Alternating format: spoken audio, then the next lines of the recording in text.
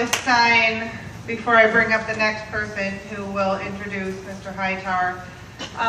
At the delegation, we had speakers each morning at breakfast, and on third day, I think it was, we had Mr. Kind come, and I had my sign, and Song Shang, who was also a delegate, had her sign, and we stood at the back of the breakfast hall where Mr. Kind had to look directly at us with our signs above our heads like this.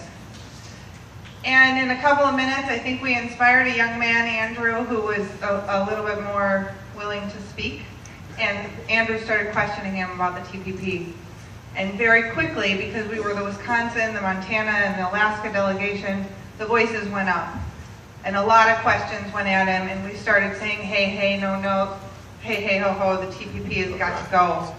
And for the rest of the entire thing, we held our signs. And at the very end of his speech, Mr. Kind started trying to justify the TPP to us.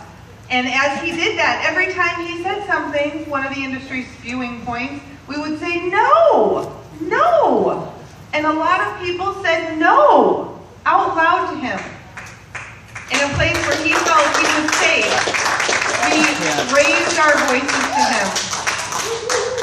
And outside, when the media gathered around him, they actually wanted to talk with us more. And since then, I've been in, many people that I know have been interviewed about the TPP.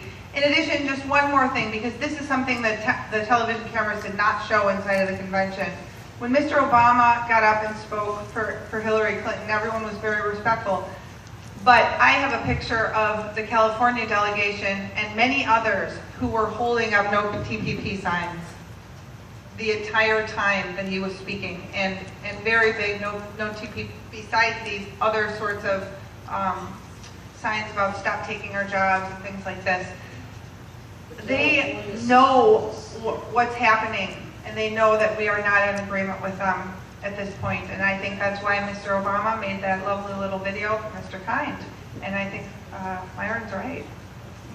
We're getting noticed. So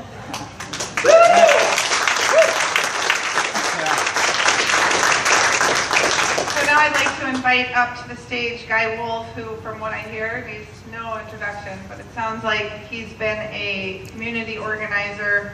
I think I'm going to have to speak with him more soon, because he's in our district. I've heard his name many times. I've never had the pleasure of meeting him until tonight, and it's really wonderful. He's been working with Mr. Hightower for a number of years. He'll tell you about that.